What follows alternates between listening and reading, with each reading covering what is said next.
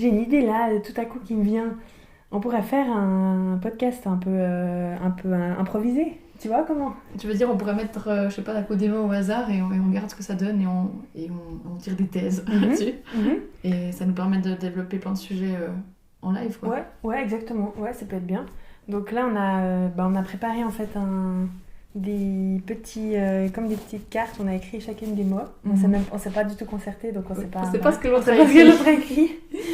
Et en fait, le but, on va tirer quelques petits mots. Il y aura des petits thèmes et puis on fait vraiment en impro, quoi. On n'a pas du tout il y a pas de sujet en fait spécial. Le but, c'est que finalement, ça va toucher des sujets que tout le monde a l'occasion d'avoir dans sa vie de tous les jours, finalement, des sujets, des discussions, des questionnements que tout le monde traverse et puis qu'on a envie de finalement peut-être mettre une théorie plus profonde ou plus spirituelle autour de ces sujets du quotidien.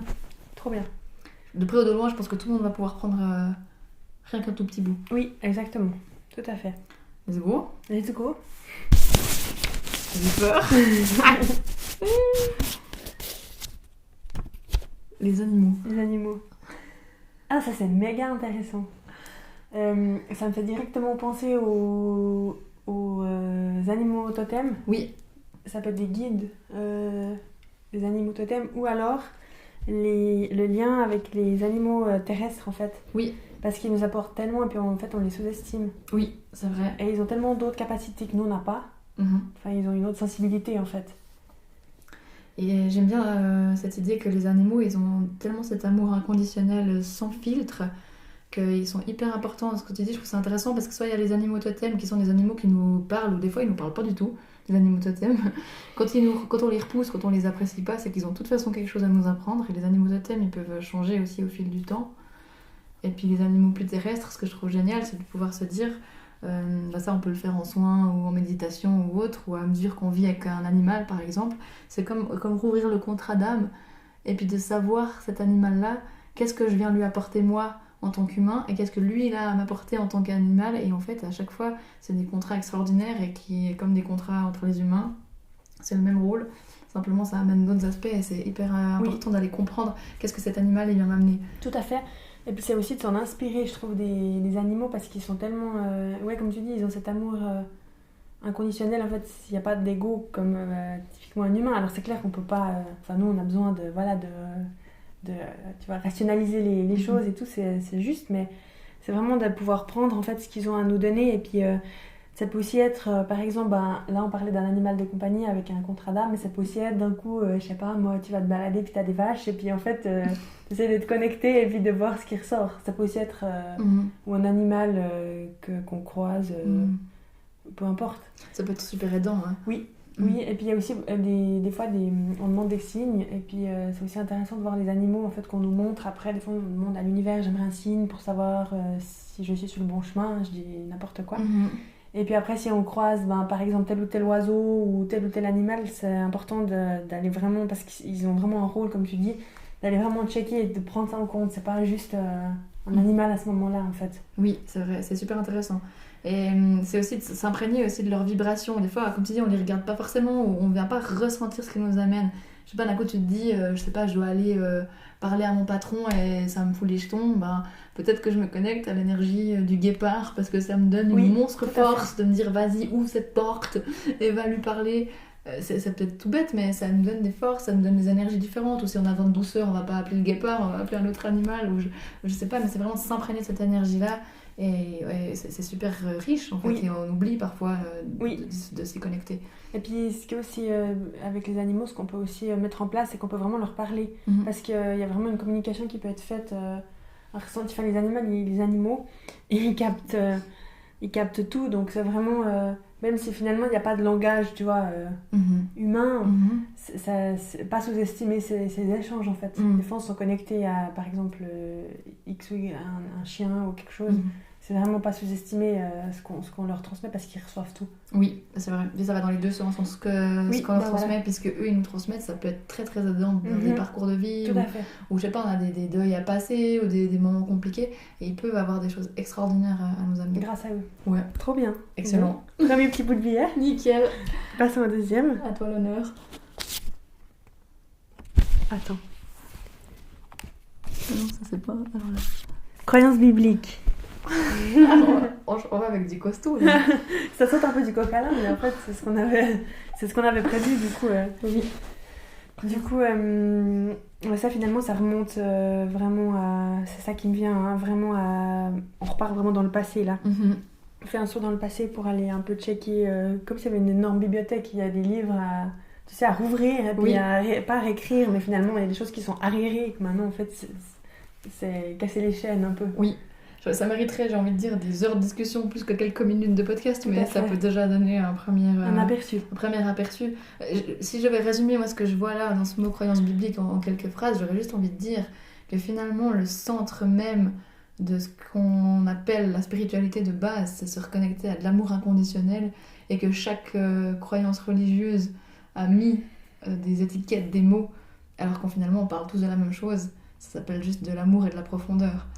Et puis il y a toutes les religions, ont chacun, comme tu dis, leur dieu, leur déesse. Mais finalement, c'est pareil. Oui. C'est cette force, en fait. Eux, ils mettent le nom X ou Y. Voilà, chacun a un nom, mais finalement, les humains, des fois, ils se tapent dessus entre eux. Alors qu'en fait, on parle de la même chose. Oui. C'est une force qui est plus grande que nous, c'est ça. Oui. Et puis qu'en fait, qu'on croie à lui ou elle, alors c'est que... Dans les faits, c'est une religion différente, mais en somme, c'est pareil.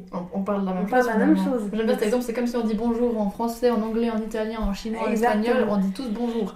Parce qu'on parle de l'amour universel, et c'est l'humain avec son petit ego bien ficelé qui est content d'utiliser une croyance pour en faire un pouvoir, alors que de base, on parle de quelque chose qui nous met tous sur le même pied d'égalité. C'est pas anodin comme sujet par rapport à ce qui se passe malheureusement en ce moment. Tout à fait.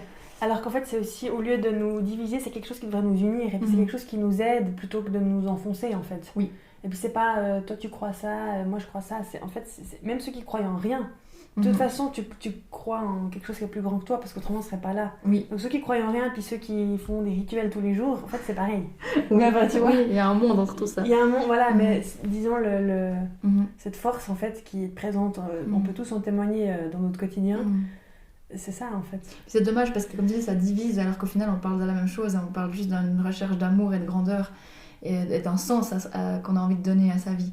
Et qu'on soit, de près ou de loin, on est tous touchés dans des mémoires ancestrales, que ce soit nos ancêtres, que ce soit nos vies antérieures, que ce soit juste l'histoire de l'humanité. On est tous embrigadés dans des histoires bibliques, par exemple, si je fais faire une faute, c'est grave.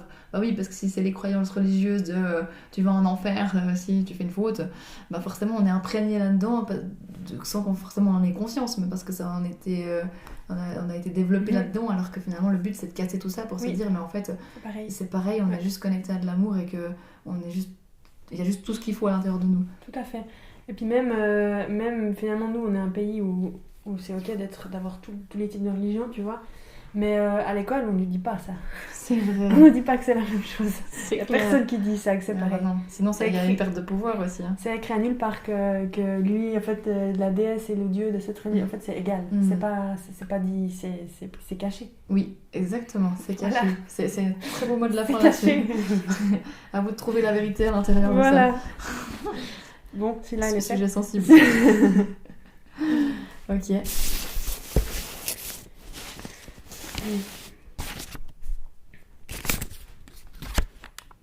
Recentrage. Recentrage. Moi j'ai envie de dire, ce mot-là il vient vraiment comme si on devait vraiment revenir à l'intérieur. Oui. Tu vois. J'ai vraiment ce mouvement, j'ai vraiment les mains qui viennent se joindre ensemble, comme si on part de l'extérieur pour venir ramener à l'intérieur. Qu'est-ce qui pourrait, j'ai ce mot-là, cette question qui vient, qu'est-ce qui pourrait faire qu'on se disperse et qu'on n'est pas recentré à l'intérieur de soi? Moi j'ai envie de dire ce serait les autres, c'est ce qui me vient. Je sais pas si c'est aussi dans les énergies maintenant, mais ce serait finalement de suivre son chemin en fait. Oui. Et puis d'avoir sa route tracée et puis peu importe. Oui. Que ce soit... Ça serait revenir presque à sa propre vérité, ça serait revenir à ce qu'on sait à l'intérieur de soi mais qu'on pourrait se disperser parce qu'on nous dit que ça c'est mieux, ou parce qu'on a appris à l'école qu'il faut faire comme ça, ou parce que nos parents disent, ou parce que le copain fait, alors qu'au final qu'est-ce que toi tu sais au fond de toi, et puis de retrouver ces moments à l'intérieur de soi. J'ai envie de dire, c'est comme retrouver son GPS intérieur. J'aime. Et puis tu vois, moi peut-être mon GPS il m'amène, je sais pas moi, je sais pas où, tu vois, puis toi il t'amène ailleurs. Oui. Mais on a chacune le droit d'aller là où on veut. Oui. Et en fait, si moi je veux aller là-bas avec ton GPS, ça va jamais aller. Puis toi, si tu veux aller là-bas avec le mien, ça ira pas. Oui. Donc c'est un peu ça, finalement, dans tout. Mhm. Alors c'est clair, des conseils, c'est hyper... venant des autres, c'est hyper bienveillant, puis c'est aidant, mais il faut faire la part des choses. Entre je prends un conseil, ou bien en fait, on me dit que c'est pas ok de faire ça, donc je le fais pas. Mais est-ce que moi, je suis en accord? Prendre le conseil pour se permettre d'ouvrir des aspects qu'on n'avait pas envisagés, je trouve ça bien. Oui. Puis après, effectivement, quelle est la À limite trier. à trier de est-ce que ça me décentre de qui je suis. Oui. Après, pour se recentrer à l'intérieur de soi, je pense que c'est obligatoire que ça demande des moments de alors pas 106 ans, mais des moments de pause avec soi, des moments de calme, des moments où on fait rien. Parce c'est vrai, à la vie d'aujourd'hui, on a tendance à vite, tac, je sais pas, être sur les réseaux, aller acheter un truc, appeler Sucy. Non mais tu vois, et puis on oublie d'être juste un instant en silence où il se passe rien. Oui. Où on met la musique ou la télé ou je sais pas quoi. À quel moment t'es juste 2 secondes avec toi et puis tu regardes ce qui se passe. Mais c'est pas inconfortable, hein. C'est là où c'est compliqué parce que tant qu'on a encore beaucoup de blessures et beaucoup de peur, c'est compliqué de se retrouver seul face à soi pour se ressentir et se recentrer. Tout à fait. C'est ça qui permet en fait de retrouver le GPS, la trace du GPS intérieur finalement. C'est quand tu prends le temps de dire en fait oui, mais moi je dois aller où au milieu de tout ça. J'ai l'impression qu'il y a des moments qui sont faits pour tout, c'est-à-dire il y a des moments qui sont faits pour être ouverts sur l'extérieur, puis il y a des moments qui sont plus faits pour se replier à l'intérieur de soi et puis de venir écouter ce qui se passe. Oui, tout à fait. Après j'ai un autre truc qui me viendrait avec le recentrage, c'est aussi les différents espaces dans son corps. Ouais. Parce que souvent, à l'intérieur de notre corps, il y a notre tête qui nous dit des choses, il y a notre cœur qui nous dit autre chose, et puis il y a notre tripes qui nous dit autre chose. Je sais pas si ça te parle ce que je dis. Ouais, de savoir, en fait, de remettre un peu chacun, pas dans une case, parce qu'on est un corps, mais de savoir si ça, d'où ça vient, en fait. Oui. Si c'est une peur, si c'est une peur ou si c'est l'élan du cœur, ce sera pas pareil. Exactement. Mais c'est de savoir, en fait. Et puis il y a des choses, par exemple, à un moment donné, comme la peur, elle pourrait prendre le dessus, alors qu'en fait, c'est juste une peur. Et c'est dommage qu'une peur puisse, par exemple, prendre le dessus sur l'élan du cœur, qui serait un trop beau projet à mettre en place, mais que ça vient gâcher par la peur, finalement. C'est ça, puis c'est qu'en se recentrant qu'on arrive à se dire, ok, ça c'est ma peur qui parle, elle a le droit, je vais pas lui taper dessus, mais peut-être je vais pas lui donner du crédit.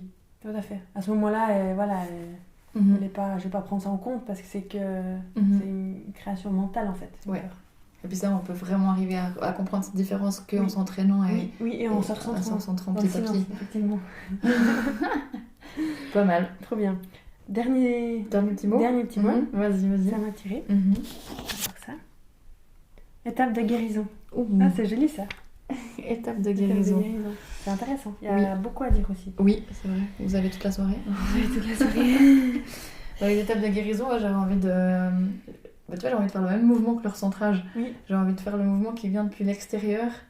Et puis plus les couches avancent, plus on vient dans le corps. Donc les étapes de guérison, il y a plusieurs choses. Il y a déjà de prendre conscience de quelque chose qui ne fonctionne pas, d'un mal-être, d'un dysfonctionnement physique, émotionnel, peu importe. De comprendre d'où il vient, d'en prendre conscience. Et après, il y a des étapes qui sont mises en place pour faire des changements. Et après, il y a des frustrations parce qu'on n'arrive pas à changer comme on voudrait, aussi vite qu'on voudrait. Voilà. Et puis ensuite, il y a des étapes de libération qui sont plus émotionnelles, des libérations plus corporelles pour ensuite arriver au changement qu'on voudrait. Tout à fait, ouais. Puis moi j'ai envie de dire que en fait la guérison ça prend long. C'est ça surtout. Parce qu'en somme c'est quand on dit guérir c'est trop bien, ça sera trop bien et tout, mais en fait c'est vraiment un processus qui peut prendre des années en fait. Et des années avec S, 5, 10, 15, 20 ans. Puis des fois il y a des sujets qui ressortent, ça veut pas dire qu'on a mal fait. C'est simplement qu'on va tout le temps plus en profondeur et puis on n'aura jamais fini en fait de guérir. Mais c'est vrai qu'il y a des choses qu'on aimerait bien que ça s'apaise, mais des fois ça prend juste du temps et puis on peut pas écourter ça. Oui, comme une boule à facettes un peu à 360. Tu vois, d'un coup t'as l'impression que t'as déjà fait un sujet, et en fait tu découvres un autre endroit. Après j'ai quand même envie d'être aussi optimiste parce qu'il y a certaines croyances, certaines blessures qui en un claquement de doigts, boum, ça va se faire. Exactement, alors c'est clair, ça peut être dans les deux sens. C'est ça. Mais ça peut aussi être des choses qui sont longues et puis qui peuvent aller très vite. Hein. Oui, et j'aime bien faire cette différence entre guérir, c'est comprendre. Comprendre la situation, je sais pas, comprendre ses traumas d'enfance, comprendre les douleurs qui se sont passées, mais comprendre ne suffit pas à libérer. Et donc du coup on peut comprendre ces schémas mais se dire bon sang, comment ça se fait à chaque fois je retombe dans le même schéma, je rencontre les mêmes personnes ou j'ai les mêmes blocages au travail ou je sais pas quoi, parce qu'on a compris mais on n'a pas libéré. Exactement. Et libérer c'est enlever les mémoires qui sont dans le corps, mais chaque étape est juste, il faut d'abord qu'on comprenne, mettre en conscience, puis après et il faut Oui. libérer. Et puis ça passe par des soins, par des libérations émotionnelles, Oui. par des recentrages. Voilà, ouais, toutes ces choses Et qui demandent à libérer. C'est pas la même chose, tu vois ce que je veux dire. Oui, exactement. Là, enfin, on peut pas juste faire un des deux, quoi, Mhm. finalement. Ça Mhm. va ensemble. Et puis, c'est déjà bien de comprendre. Oui. Et des fois, il faut déjà une année pour comprendre, par exemple. Oui. Puis après, des fois, il faut aussi du temps pour libérer parce que c'est trop douloureux. Donc, on se dit, ouais, mais. Mhm. Puis c'est juste, finalement. C'est le processus qui prend du temps, en Oui. fait. Et tout ça pour un seul sujet, donc on imagine sur Oui, tous les bah sujets voilà. qu'on a à guérir. Bah, c'est ça. Mais Ça prend. heureusement que des moments on peut se foutre la paix, puis avoir des moments où on Avoir peut des juste pauses. des pauses et de vivre un moment et de s'amuser. Exactement. C'est Oui, comme on alors dit ça, on c'est clair. dirait qu'on doit faire ça à 24. Non, pas non, du tout, non, hein, non. mais... Non, et puis après, c'est aussi à nous de. Il y a un temps pour tout, j'ai envie de dire. Oui. Au final. Oui, c'est des choix de nouveau. Est-ce qu'on a envie de rester dans un blocage ou est-ce qu'on a envie de choisir de dire j'en fais quelque chose et j'ai envie d'aller guérir ce sujet-là. D'aller de l'avant. Mhm. Ouais. Et de se dire, ok, parfois c'est normal d'être frustré parce que ça passe d'abord par une compréhension, puis par une libération émotionnelle. Oui. Et puis, ah bah je croyais que j'avais déjà pleuré là-dessus, c'était bon, bah non, bah Ça recommence. il y a encore une couche, Oui. parce qu'il y a encore un truc à lâcher. C'est toute la vie, heureusement. Voilà. Sinon on s'ennuie. Sinon, on s'ennuie. C'est vrai, en fait, on s'ennuierait. Je te jure. On dit que c'est long, mais en fait, on s'ennuierait. Tout à fait. Je crois qu'on a fait plus ou moins Ouais, un petit sujet. écoute, on est pas mal avec On ça est pas déjà. mal. Puis on pourra. Et puis, moi, j'ai une idée. Je me dis que ce qui serait vraiment cool, c'est que chacun, je sais pas si vous qui écoutez, vous avez d'un coup un sujet qui vous vient ou une question qui pourrait être envoyée par mail, du coup. On a Oui. mis l'adresse dans l'intro. Faudra qu'on check, mais je crois qu'elle est dans l'intro. Elle est dans l'intro. Voilà, on va la mettre aussi en description Oui. de ce podcast-là, comme ça, Voilà. avant d'aller la chercher trop loin. Voilà. Et puis, voilà, que ce soit des questions ou des mots, puis nous, comme on a fait là, on répond en live, en fait, sans vraiment être préparé, mais ça pourrait être intéressant. Puis c'est des choses aussi, peut-être des autres choses qui vont ressortir. Oui. Que là, c'est nous qui avons écrit les petits mots. Ça serait d'autres sujets, et puis ça peut très bien être un mail anonyme, en fait, Oui. si la personne n'a pas envie d'être... C'est clair, il n'y a même pas besoin de mettre une identité ou quoi. Ça peut être Voilà. même des petits sujets de vie ou Oui. des questionnements généraux Ouais. ou n'importe. Voilà, donc n'hésitez pas, Très bonne idée. c'est une bonne idée. Et puis peut-être qu'on continuera avec des petits billets aussi sinon. Voilà. Et puis on voit ce qui se passe. Hein. Exactement. Super. Trop bien.